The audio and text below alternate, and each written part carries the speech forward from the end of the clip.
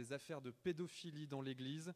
Depuis 2015, la parole des victimes s'est libérée, mettant au jour les dizaines et dizaines de victimes d'abus sexuels perpétrés notamment par le père Bernard Prénat.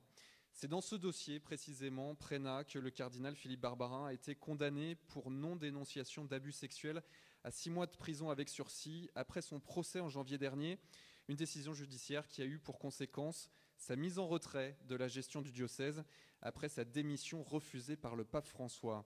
Car la procédure judiciaire n'est pas terminée, le cardinal Barbarin a fait appel de sa condamnation. Et l'Église, dans tout ça, et maintenant, que faire ? Prêtres, laïcs, religieuses, tout le monde est appelé à surmonter cette crise que traverse l'Église. Mais comment ? C'est la question à laquelle nous allons tenter de répondre jusqu'à 20h30 dans cette émission spéciale, en direct et en public depuis le centre diocésain Notre-Dame à Roanne. Et vous avez la parole.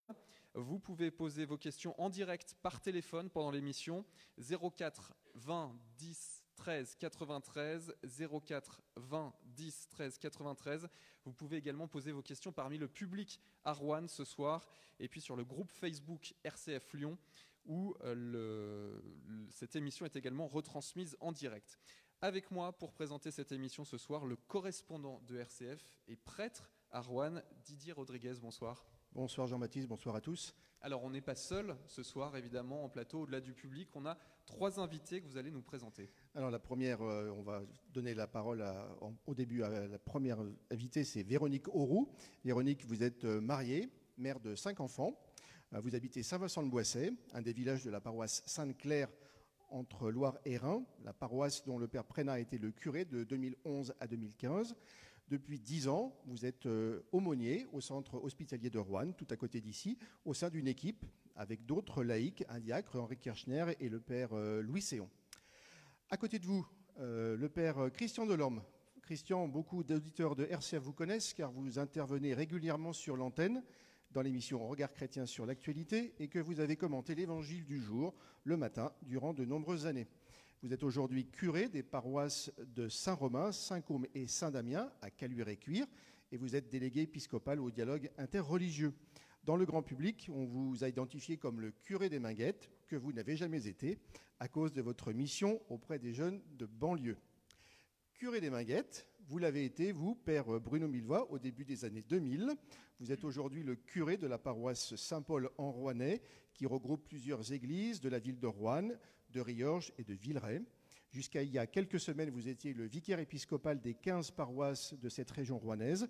Vous avez remis votre démission au cardinal Barbarin, qui l'a accepté. Et tous les 3, vous avez accepté de venir témoigner et d'aider nos auditeurs à réfléchir à l'avenir de l'Église demain. Merci en tous les cas à tous les 3 d'être avec nous ce soir.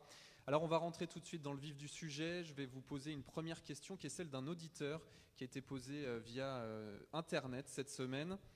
Je sens que ma foi se fragilise suite à tous ces événements, pédophilie, abus sexuels sur mineurs et sur des religieuses. Comment faire pour retrouver cette confiance ? J'ai trouvé que c'était une bonne question pour entrer dans ce débat ce soir. Alors je la pose peut-être à vous d'abord, Père Christian Delorme. Est-ce que déjà votre confiance peut-être en tant que prêtre est ébranlée par tous ces scandales ? Et comment, et si oui, comment retrouver cette confiance ? Alors en ce qui me concerne, je dirais que non, ma foi, ni dans le Christ bien sûr, ni ma confiance dans l'Église universelle n'est ébranlée par tous ces scandales, en grande partie parce que j'ai la chance d'être un peu maintenant âgé, et puis aussi parce que je me suis toujours beaucoup intéressé à l'histoire, et que l'histoire permet de prendre du recul. Et les horreurs dont nous entendons parler en ce moment, les scandales qui éclatent, et sans doute qu'il y en aura encore d'autres, ne sont pas les premiers dans l'histoire de l'Église. Et on peut même dire que ce qui, ces temps-ci, a beaucoup monté et risque de monter encore, est arrivé progressivement. Vous savez, ici en France, on n'a pas fait attention, mais il y a déjà une vingtaine d'années, l'Église d'Irlande a été décimée par ces scandales. L'Église du Québec a été détruite. La déchristianisation du Québec s'est faite en quelques années à la suite de plusieurs histoires comme celle-ci. Des diocèses américains, comme celui de Boston, et il y a eu un film à ce sujet, se sont retrouvés en faillite absolue. Et on pensait que cela ne nous toucherait pas, nous, ici en France, et puis ça nous touche. Et même, c'est un retentissement mondial, parce qu'on est, est-ce que j'ose dire, grâce à Dieu, on est dans une époque de notre histoire humaine où, enfin, les gens parlent, où les groupes qui se sentent oppressés, méprisés, osent ouvrir la bouche, osent parler. Et c'est la parole libérée qui est née à Lyon et qui tout à coup a réveillé plein d'autres paroles à travers le monde. Voilà ce que je peux dire pour moi-même. Maintenant, je comprends, et non seulement je comprends, j'entends, je sais, j'ai des paroissiens qui en ce moment, ne peuvent plus venir à la messe. J'en ai d'autres qui m'ont dit, je vais aller désormais, et qui y sont allés, dans l'église réformée, dans l'église protestante unie. Hein. Je comprends que les gens se secouent. Pourquoi? Parce que pour beaucoup de gens, et c'est pas faux, je m'arrêterai là-dessus, mais pour beaucoup de gens, surtout les prêtres, dans notre église catholique, la place qu'on leur a donnée, la mission qui est la leur, ils sont là pour faire du bien, pour protéger. Et si un prêtre, au lieu de protéger, détruit les personnes, eh bien de fait, à quoi s'accrocher? Bien sûr, au Christ, mais c'est pas facile. Je pose la question à vous, Véronique Auroux. Vous êtes la seule femme et la seule laïque parmi ce plateau d'invités. Quelles sont les pistes, selon vous, pour vraiment surmonter cette crise que traverse l'Église aujourd'hui? Alors, il me semble qu'au jour d'aujourd'hui, la première idée qui me vient en tête, c'est de penser bien sûr à notre pape et à ce que nous dit notre pape. Le pape a écrit une exhortation apostolique, la joie de l'Évangile, et il me semble important qu'on puisse, en tant que baptisés, être porteur de cette joie. En même temps, je me dis comment être porteur de cette joie? Il me semble que si le lien n'existe pas, eh bien cette joie, elle restera terne. Alors quand je parle de lien, j'ai 3 pistes de réflexion qui me viennent en tête. La première, le lien entre nous, chrétiens, de différentes paroisses, enfin de notre paroisse. Très souvent, on ne se connaît pas. On ne connaît pas les services ou les mouvements qui sont sur notre paroisse. Et ça, c'est une fracture entre nous. Deuxième point, deuxième lien, c'est le lien qui existe entre les laïcs en mission ecclésiale et les ministres ordonnés. Il est important de coopérer, qu'il y ait une réelle coopération entre nous, parce que c'est une richesse. C'est une richesse pour l'Église, c'est une richesse pour les hommes, c'est une richesse pour les personnes vers qui nous sommes envoyés. Troisième point, c'est le lien que nous pouvons avoir, le lien personnel que nous pouvons avoir. Et alors là, je vais rentrer dans ma mission. Ma mission à l'hôpital, c'est de rentrer en lien avec la personne malade, avec le soignant, avec les familles. Et là, je suis signe, je suis présence, je suis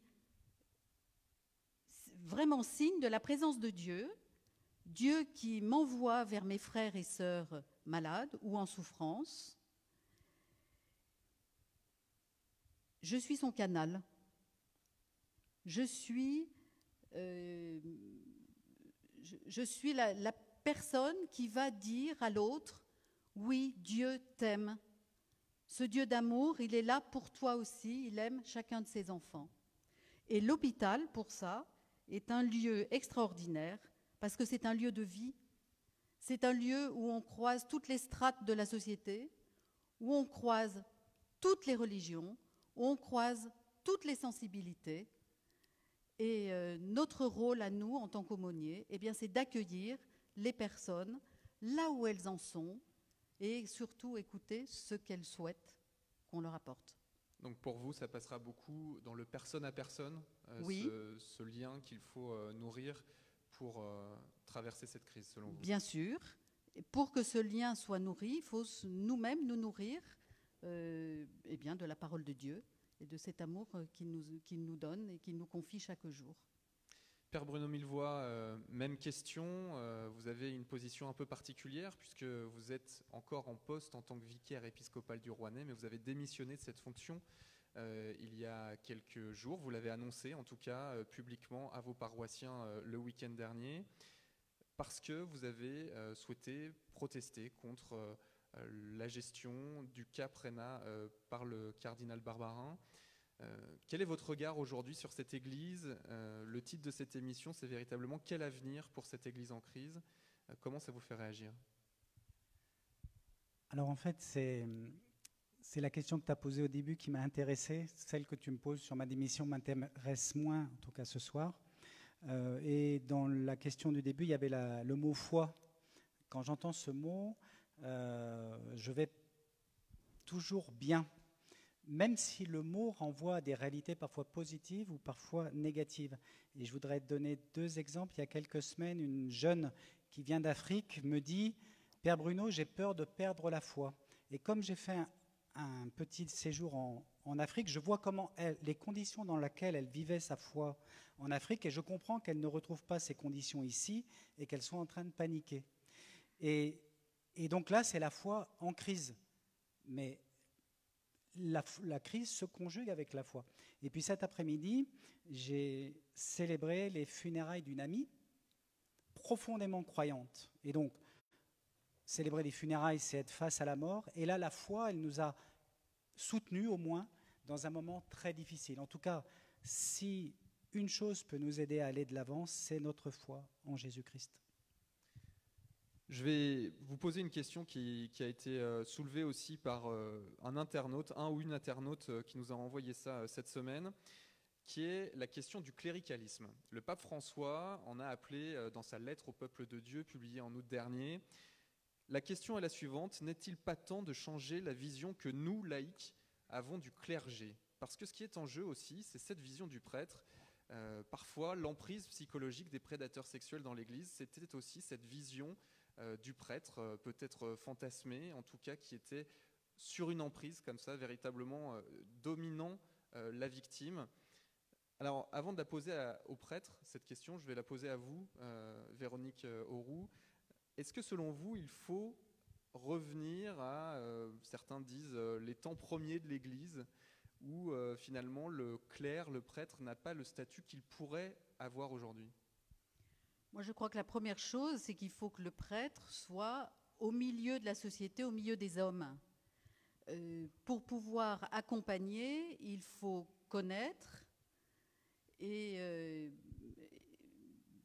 savoir comment vivent les personnes, les rencontrer et pouvoir, comme je disais tout à l'heure, pouvoir tisser du lien. Pour pouvoir tisser du lien, il faut se connaître.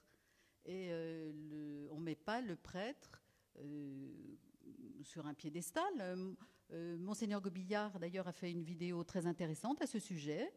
Je vous invite à la regarder sur le site du diocèse. Je crois que ce temps du cléricalisme est derrière nous. Le prêtre est avec nous, au milieu de nous. Père Millevoye, vous qui êtes prêtre, est-ce que vous avez déjà peut-être ressenti cette dévotion peut-être un peu trop marquée de certains fidèles qui a pu vous gêner et qui pourrait empêcher la bonne marche de l'Église aujourd'hui ? Quand les gens disent qu'ils m'apprécient, c'est plutôt encourageant. Donc c'est toujours, voilà, jusqu'où ça peut aller. Mais je pense à une conversation avec un couple qui fait partie des EDC de Roanne, et on parlait dans la voiture. De fait, on ne peut plus mettre le prêtre là où on l'avait mis. Côté sacré. Et eux m'ont dit, et en même temps, si on n'est plus un repère, s'il n'y a plus de respect pour le prêtre, à ce moment-là, il ne représentera plus rien. Et du coup, on s'est mis d'accord sur le fait qu'un prêtre, il a un rôle, il a une fonction, et il doit être respecté dans cette fonction, encouragé dans cette fonction, mais sa fonction, tout prêtre qu'il est, a ses limites. Et je pense que c'est dans ces limites qu'on pourra éviter que des personnes n'abusent de leur pouvoir. On est ensemble jusqu'à 20h30 pour cette émission spéciale où l'on se pose la question de l'avenir de cette église en crise, notamment dans le diocèse de Lyon. Vous pouvez poser vos questions depuis le public, ici en direct de Roanne, et également par téléphone au 04 20 10 13 93. Je termine sur cette question que j'ai posée aux deux premiers invités avec vous, Père Christian Delorme. Est-ce qu'il y a un travail à faire sur cette figure du prêtre aujourd'hui dans l'église, selon vous ? C'est pas facile pour moi de vous répondre. D'abord, je crois qu'il faut faire très attention. Il faut bien distinguer tout ce qui est comportement de gourou, d'emprise, et puis le cléricalisme. Il peut y avoir du cléricalisme sans gourou, sans abus de pouvoir, sans abus sexuel. Je crois que là aussi, il faut bien distinguer les choses. Et malheureusement, dans notre diocèse, que ce soit ici, particulièrement dans Rouennais, à Lyon, on a des affaires de gourous et je pense que l'Église aujourd'hui elle doit faire très attention. Et puis vous êtes nombreux à avoir en tête ce documentaire de Arte absolument effarant sur des abus sexuels sur des religieuses. On doit faire très attention à tout ce qui peut être phénomène sectaire à l'intérieur de nos églises. Et ces dernières années, en raison de la déchristianisation en particulier, sous couvert de la nouvelle évangélisation, qui est une belle idée de Jean-Paul II, eh bien, on a laissé se développer beaucoup de sectes à l'intérieur de l'Église. Et là, il y a vraiment du ménage à faire, très vite. Et j'espère que cette crise que nous connaissons, ce drame, ces scandales, vont aider à faire ce ménage-là. Ça, c'est la première des choses. La deuxième chose, c'est la question, vous me dites, la figure du prêtre. Moi, j'appartiens, et c'est un peu paradoxal, je suis le plus vieux ici, il y a quelques confrères prêtres dans l'Assemblée qui ont mon âge ou un peu plus âgés. On est les enfants de Vatican II. C'est-à-dire qu'on est les enfants d'une Église qui tout à coup ne se définit plus à partir de son clergé, mais qui dit l'Église c'est le peuple de Dieu et les prêtres en sont les serviteurs. Bon, il se trouve que ce soir j'ai quelques pins sur ma veste, mais parce que j'ai animé une cérémonie de remise d'un signe d'officier dans l'ordre du mérite. D'habitude, je n'ai pas de signe distinctif. Je n'ai rien contre les signes distinctifs. Mais il se trouve que moi, j'ai grandi dans cette idée, je suis pradosien de surcroît, dans l'idée que le prêtre, il avait à être au milieu des gens et il était plutôt le levain dans la pâte. C'était peut-être un peu ambitieux, mais plus il était au milieu des gens, mieux c'était. Et il me semble que personnellement, je n'ai pas eu trop de tentations de cléricalisme, sinon qu'on reste des humains et que c'est gratifiant quand les gens nous font des compliments. Mais moi, ces dernières années, ce qui m'a surpris, c'est justement une espèce de retour du cléricalisme, une espèce de resacralisation abusive du prêtre. Et donc c'est pour ça que je me sens un peu mal à l'aise pour en parler, parce que je ne voudrais pas accuser mes jeunes confrères. Je crois qu'ils ont inventé aujourd'hui leur modèle de prêtre, et surtout la situation actuelle, elle me fait souffrir pour les jeunes prêtres, parce que je me dis, moi, ma vie, elle est en train, voilà, j'arrive au bout, et j'ai eu plein de chance, j'ai eu une belle vie de prêtre, mais tous ces jeunes prêtres qui maintenant, pendant des années et des années, on en prend pour 50 ans, vont traîner l'idée, la suspicion qu'ils sont pédophiles, qu'ils sont violeurs de religieuses, que je ne sais pas trop quoi, c'est terrible pour eux. Alors il faut inventer un autre modèle, et c'est aussi peut-être la chance de cette tragédie actuelle, c'est la chance aussi du pape que nous avons. Combien de temps va-t-il pouvoir tenir? Il n'est plus très jeune. C'est qu'il faut en effet qu'on revienne à l'Église, peuple de Dieu, et qu'on repense très certainement la théologie du sacerdoce. Alors, Père Christian Delorme, vous militez sans doute pour la simplicité dans les relations entre les prêtres, les laïcs. Un de nos auditeurs qui nous a adressé sa question par Internet nous dit plus de simplicité dans l'Église, plus de place faite aux femmes. Alors, il parle même du diaconat et même de la prêtrise. Plus de place faite aux laïcs, avec une véritable collégialité dans la prise de décision, dans la concertation.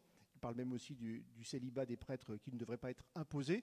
On va donner la parole à l'une des personnes qui se trouve dans notre chapelle. Voilà. Est-ce qu'il y a quelqu'un qui avait une question à poser parmi les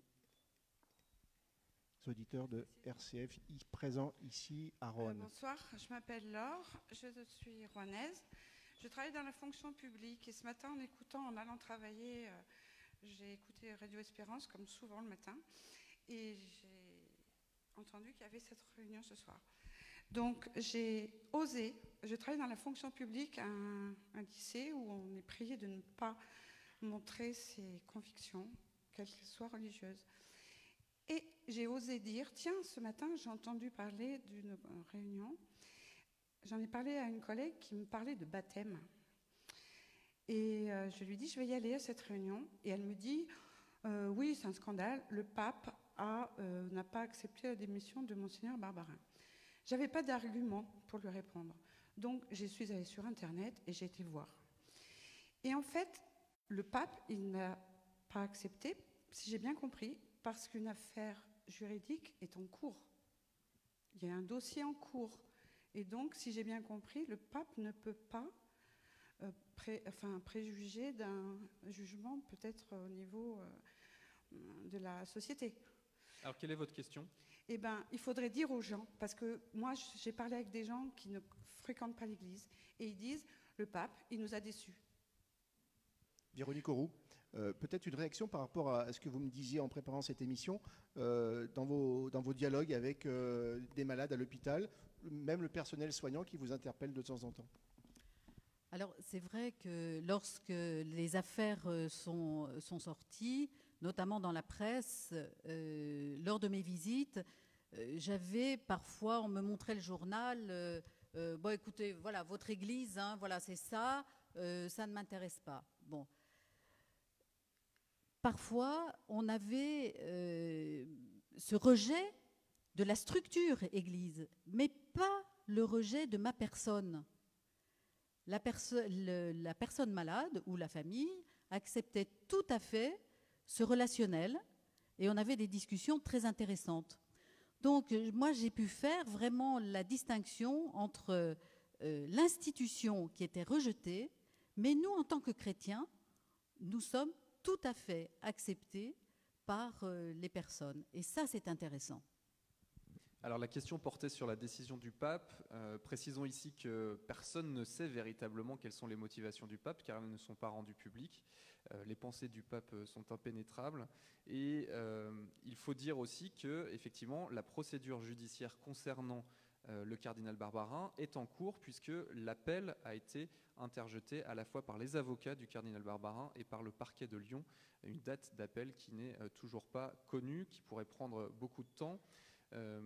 Père Bruno Millevoye, sur cette question-là de qu'est-ce qu'on répond quand on est chrétien, quand on est catholique à la société civile qui est peut-être laïque dans ces temps en ce moment? Comment garder l'espérance, on va dire? Je me permets juste de prendre la question un petit peu différemment. Ce que je constate, c'est que quand on est à l'intérieur de l'Église, on a une sensibilité, notamment on est touché, mécontent lorsqu'on s'attaque aux figures des prêtres, de notre archevêque et du pape. Et on a quasiment l'inverse dans ce monde qui est infiniment plus nombreux que nous tous réunis, qui ne croit pas et qui, au contraire, en rajoute dès qu'il y a une occasion portée par tel ou tel média sur la critique. Donc ça c'est une première chose. Et moi, je me sens à la fois, dans un cas comme dans l'autre, appelé à écouter. Je ne suis pas sûr qu'il y ait forcément beaucoup à dire parce qu'on est beaucoup dans la sensibilité, l'émotion, très légitime, et assez loin d'un possible raisonnement. Quand il est possible de raisonner, d'apporter des arguments, que ce soit à l'intérieur de l'Église qu'à l'extérieur de l'Église, alors là, on peut aller un peu plus loin. Mais pour vous, il viendra après ce temps de la réflexion? Là, on est encore trop dans le temps de l'émotion? Ce que je dis est de manière, une sorte de principe.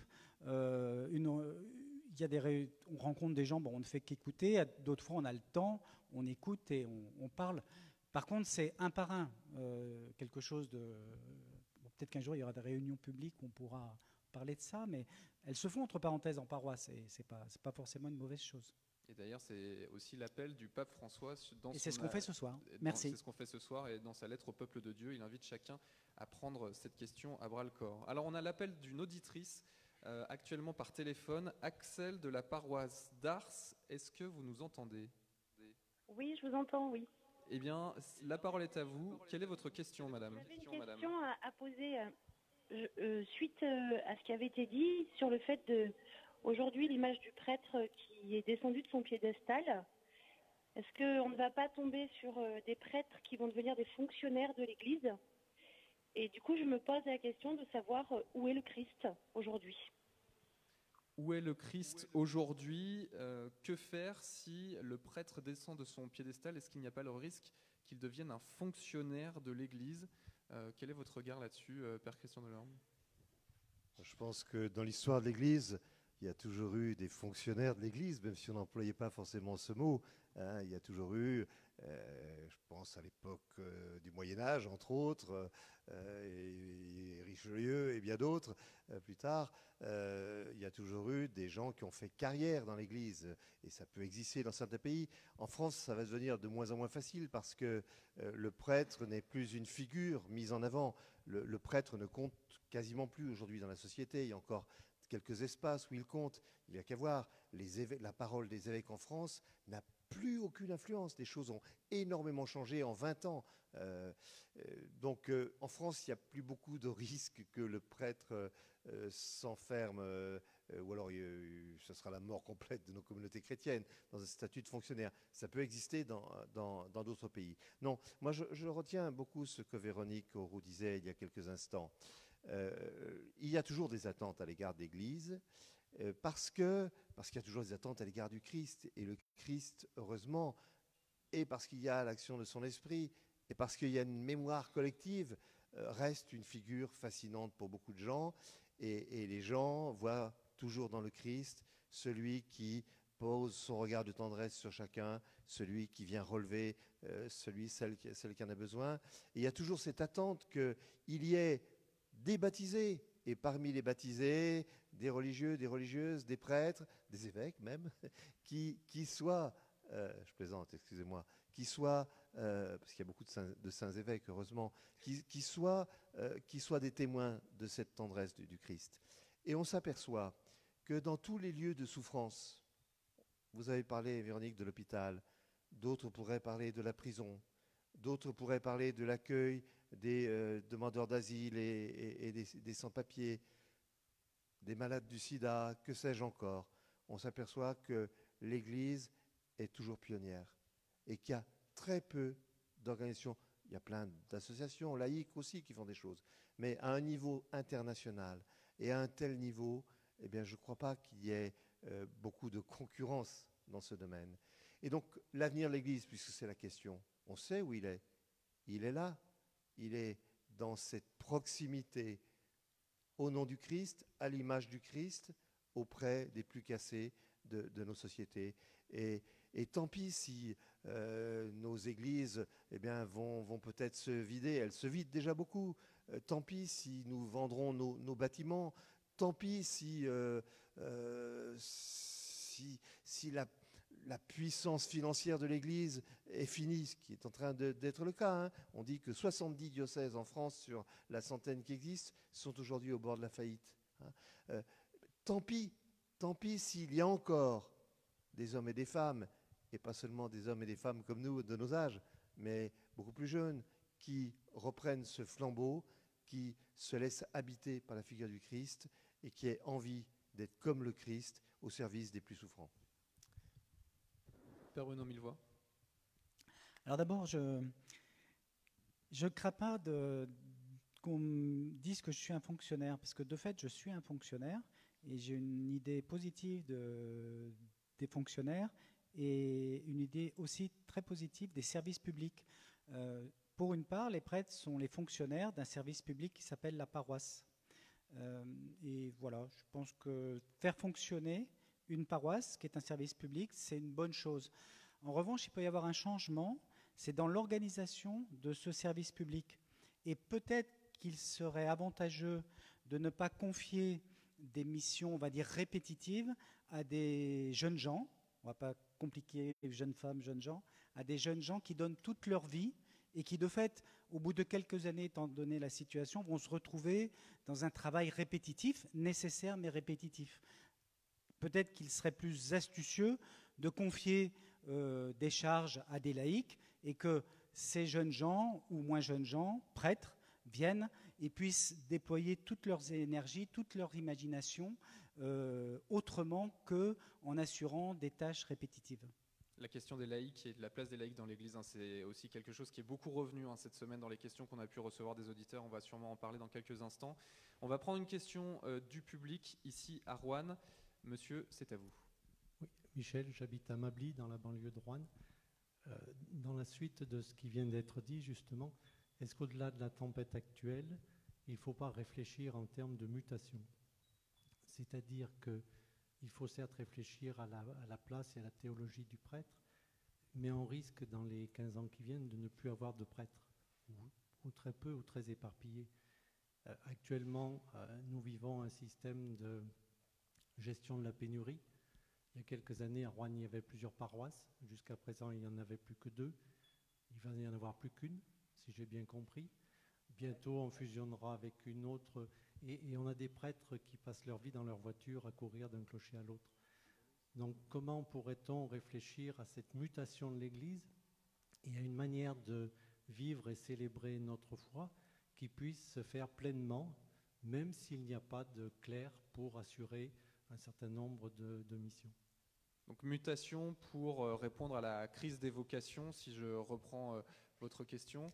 Je pense que Véronique Auroux pourrait nous dire des choses, puisqu'elle occupe un poste qui autrefois a été occupé par des prêtres, uniquement des prêtres, aumôniers d'hôpital.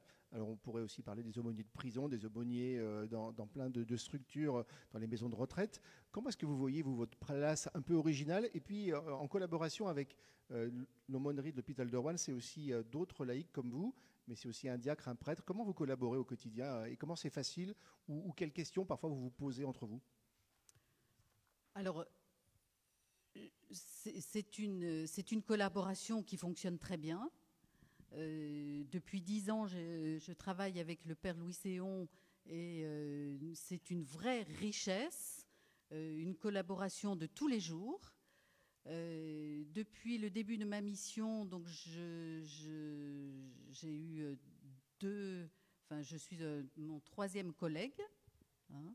Et c'est vraiment un partage de mission. Lorsque nous travaillons évidemment ensemble, nous sommes relais. Nous avons ce que nous appelons dans les aumôneries d'hôpitaux les relectures. Nous avons des relectures de nos visites, des relectures pastorales. Ce sont des moments très, très riches où là, nous sommes témoins les uns les autres de ce que nous vivons. Voilà. Il y a quelque chose que je voulais ajouter par rapport, vous parlez effectivement du manque de prêtres, mais je crois que c'est toute la société qui est en mutation. Moi, dans ma mission, je suis toujours très très étonnée lorsque je vais voir un soignant, je lui dis, écoutez, Monsieur Martin, est-ce que pour demain, Monsieur Martin a un examen demain après-midi? Non, Monsieur Martin n'a pas d'examen demain après-midi, mais pourquoi? Je lui dis, écoutez, Monsieur Martin a demandé la présence d'un prêtre. Il souhaite recevoir l'onction des malades. Alors là, on me regarde avec des grands yeux qui s'écarquillent. L'onction des malades? Mais de quoi vous me parlez? Eh oui, la génération actuelle des jeunes, 20, 30 ans, n'a plus cette culture religieuse que nous avions, parce que ce sont des jeunes qui ne sont pas allés en catéchèse, qui ne sont pas allés à l'aumônerie, qui n'ont pas eu la transmission de la religion dans leur famille. Et ça, c'est un vrai problème de culture chez nous, actuellement. Plus globalement, est-ce qu'il faut repenser l'Eucharistie, par exemple? On va mettre les pieds dans le plat? Peut-être. Et de quelle façon? Ou le sacrement des malades? puisque vous parlez du sacrement des malades. Vous êtes en première ligne, vous écoutez les malades, vous confiez leur détresse parfois, leurs inquiétudes, leur désir d'être apaisés. Et j'allais dire, il y a un moment donné où le processus s'arrête, en tout cas temporairement, et vous faites appel au Père Séon ou à un autre prêtre disponible. Est-ce que vous rêvez parfois, j'allais dire, d'être aussi celle qui peut donner ce sacrement des malades, donner cet apaisement, ce signe que Dieu il est là et qu'il accompagne dans la faiblesse, dans la maladie? Très honnêtement, non. Je pense que j'ai des éléments, notamment la prière, la bénédiction, qui me permettent de vivre un temps fort avec la personne que j'accompagne. Je vais vous donner un exemple que j'ai vécu au tout début de ma mission. Je suis appelée par un cadre qui me dit « J'ai une dame qui souhaiterait votre présence ». Donc j'arrive dans la chambre. C'était une dame de 90 ans, en fin de vie. Je lui demande ce qu'elle souhaite qu'on puisse vivre ensemble. Elle me dit « Je voudrais que nous puissions prier ensemble ». Très bien. Je commence par une prière spontanée qui me permet d'introduire le Notre Père. Et à ce moment-là, j'ouvre les yeux, je vois cette dame, je regarde son visage, il y avait des petites larmes qui coulaient sur ses joues. Je lui dis, mais qu'est-ce qui vous a touché dans ce que je vous ai dit? Elle me dit, vous venez de me dire que Dieu m'aimait. Dieu m'aime. Et je lui dis, oui, vous êtes aimé de Dieu parce que Dieu aime chacun de ses enfants. Elle me regarde et me dit, on ne me l'a jamais dit. À 90 ans, cette dame qui était sur le point de partir découvrait l'amour de Dieu. Alors moi, j'étais aussi émue qu'elle, évidemment, et je trouvais extraordinaire de pouvoir témoigner de l'amour de Dieu pour une personne qui demandait bien un peu son secours pour partir apaisée. Un témoignage fort. Hein. Merci pour ce témoignage. L'heure tourne, l'heure tourne, c'est pour ça que je me permets d'intervenir. Père Bruno Millevoye, sur cette question de faut-il repenser, au-delà de l'organisation, le rite même, finalement, catholique, pour répondre à la crise des vocations? Alors, je vais me faire des amis qui sont venus nombreux de Saint-Juan-en-Chevalet. Je pense qu'il faut qu'on ose dire que un certain nombre de vies d'église, manières de vie d'église, de vivre l'église, vont mourir. Et essayons de mourir en faisant la fête, en étant dans la joie. Je prends un exemple, vous avez une petite paroisse, alors, je ne vais pas dire le nom, mais il y a quelques personnes à la messe le samedi soir. Il n'y a aucune chance que cette paroisse ou cette église retrouve des pratiquants. Donc, vivons bien ce qu'on a à vivre aujourd'hui. En revanche, au niveau d'un grand doyenné, on peut, donc, qui est au-delà de la paroisse de Saint-Juan-en-Chevalet, on peut imaginer des projets novateurs qui ne sont pas forcément la question de l'Eucharistie le dimanche, qui puissent permettre le développement d'une dynamique nouvelle en associant des gens qui, du coup, seront partie prenante de cette dynamique nouvelle. Donc, accompagnons des situations qui n'iront pas dans un sens de renouveau, mais en même temps, et je parle, ce sont les mêmes personnes, c'est un même projet. Vivons des choses nouvelles, osons vivre des choses nouvelles, et c'est possible. Un exemple très rapidement, pour être concret.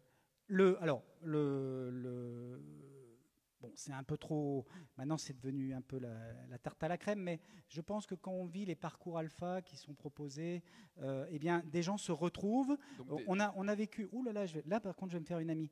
On a vécu alpha parents d'ado ou alpha enfant.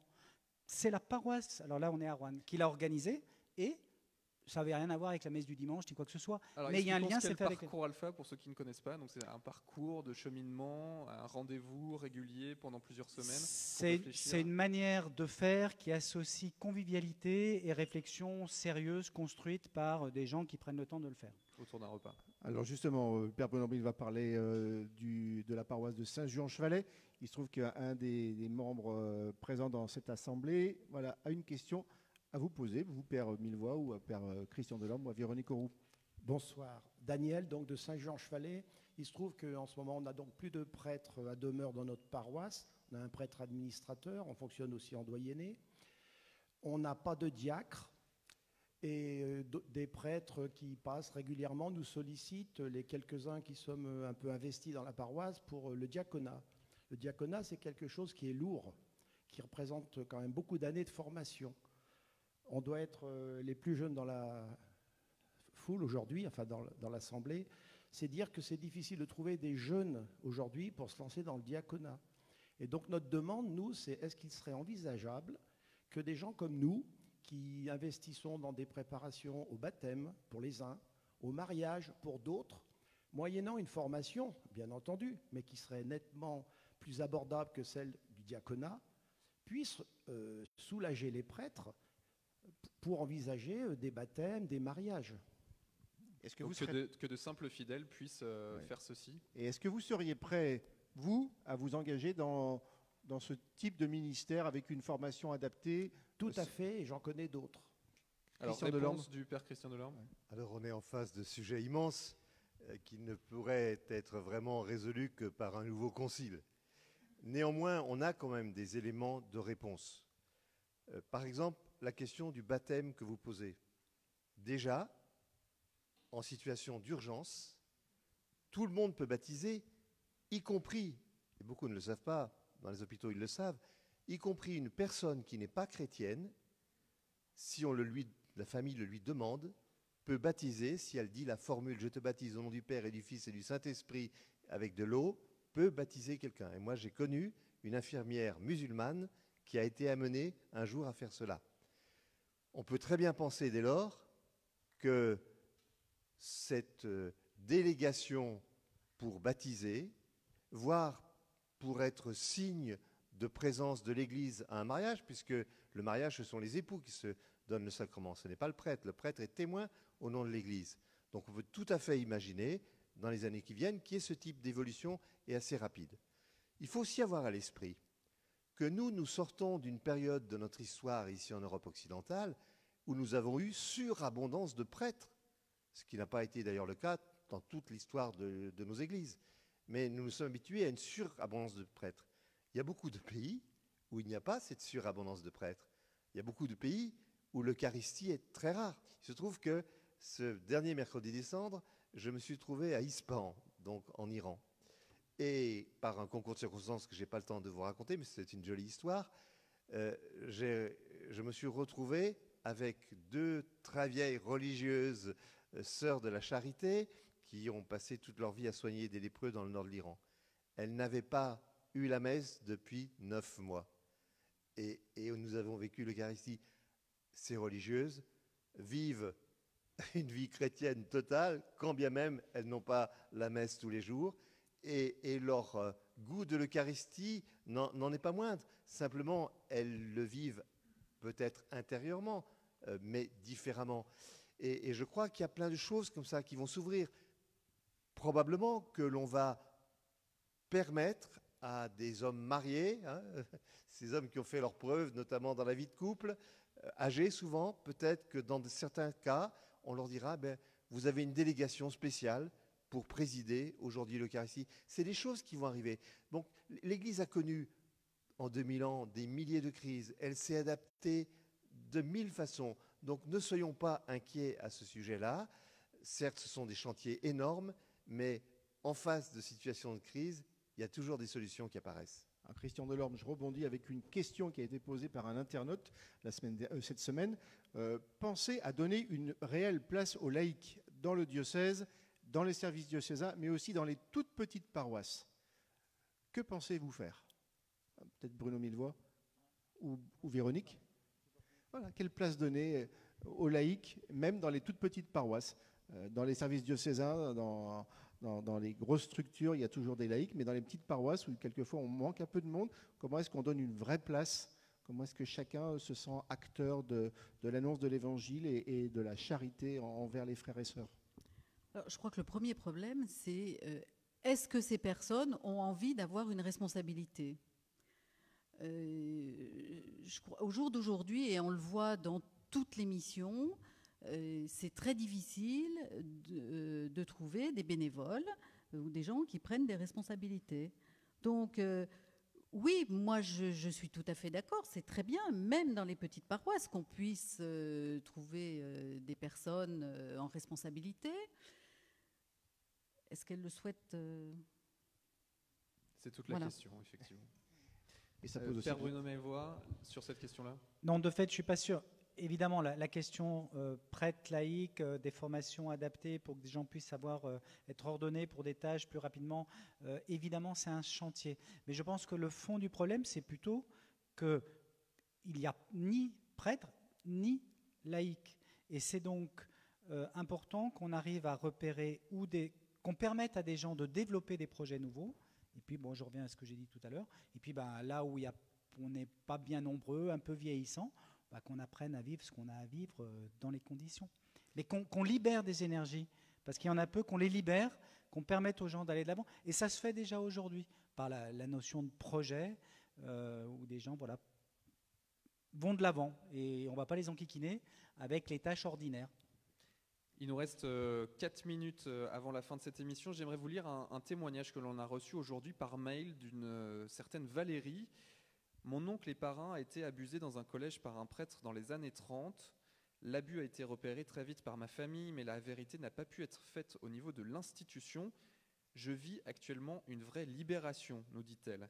Il me semble que l'Église vit quelque chose des temps apostoliques, où Pierre et Paul, les deux colonnes de l'Église, l'un a renié le Christ, l'autre persécuté des chrétiens, eux seuls qui avaient persécuté pouvaient tenir un discours de vérité et pas de l'extérieur.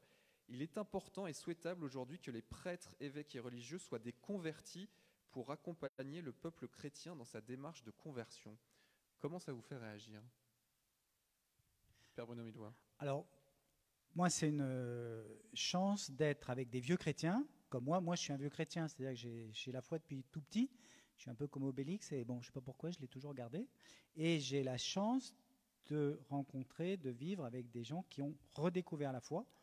C'est une richesse. C'est évidemment une richesse. Plus notre foi a des origines différentes, plus nous pourrons trouver ce qui permet de vivre en Église de manière heureuse, dynamique, tournée vers l'avenir, puisque c'est le sujet. Véronique Auroux, cette auditrice nous dit « Je vis un temps de libération aujourd'hui avec cette crise finalement ». Comment ça vous fait réagir là-dessus? Je crois que je ne peux être que d'accord.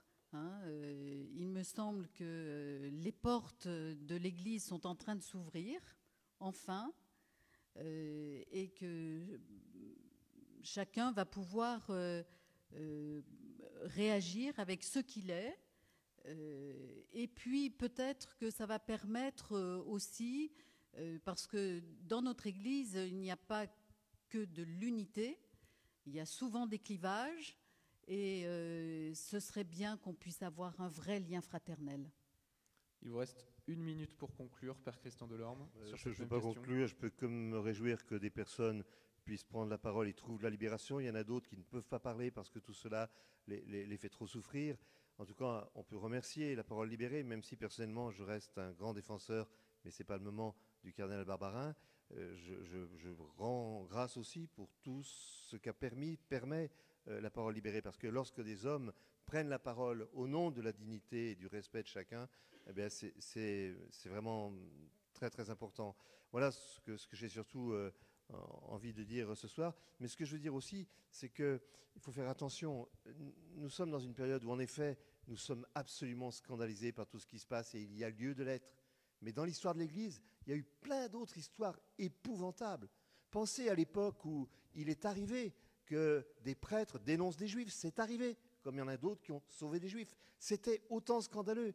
Le pape actuel sort d'un pays où il y a eu une dictature militaire, où les évêques ont été majoritairement, comme au Chili, les premiers soutiens des dictateurs et des tortionnaires. Donc n'oublions pas cela. Des scandales, il y en a toujours eu, mais heureusement, il y a toujours eu des prophètes, il y a toujours eu des prêtres, des hommes, des femmes, des chrétiens, des baptisés qui ont dit non au nom de la dignité de l'homme, au nom du fait que chaque être humain est créé à l'image de Dieu. Père Christian Delorme, merci. Père Bruno Millevoye, merci. Et Véronique Auroux, merci à vous.